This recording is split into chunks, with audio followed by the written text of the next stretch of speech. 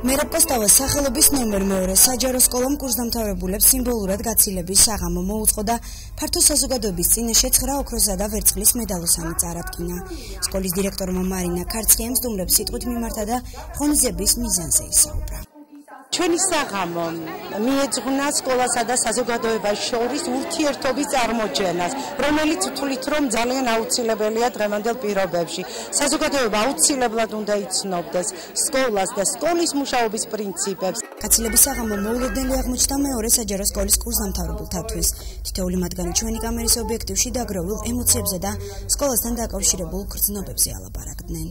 ეს არის უბრალოდ სიტყვა ჩვენ ცხოვრებაში, პირველ რიგში იმიტომ რომ 12 წლის განმავლობაში გაწეული შრომა დაგვიფასდა და გავხდით მედალოსნები და მე ვფიქრობ იმიტომ რომ დირექციამ მოგვიწყო ასეთი შესანიშნავი საღამო, ამიტომ დიდი მადლობა მინდა გადაუხადო ყველას, ვინც წვლილი შეიტანა ამ მშვენიერი საღამოს მოწყობაში. ღონისძიებაზე აჟღერდა ცნობილი სიმღერები, მოზარდებმა პუბლიკა წაკითხული ლექსებითაც მოხიბლეს, თუმცა ყველაზე შთამბეჭდავი პანტომიმის მსახიობების მიერ შესრულებული ნომრები აღმოჩნდა. ცოცხალი ქანდაკებები მაყურებელმა ასე შეაფასა. 9 ვარსკვლავი ვნახე აკიაფებული, მინდა აღვნიშნო რომ სამეგრელოს სხვათაშორის ერთადერთი სკოლა, რომელსაც 9 ვარსკვლავი აქვს და მიმელოცოს მალე მე-10 და მინდა გითხრათ ის, რომ ნამდვილად პირველად ცოცხალი ქანდაკებები ვნახე პარიზში. აქ რომ შემოვიდა ცოცხალი ქანდაკებები ვნახე.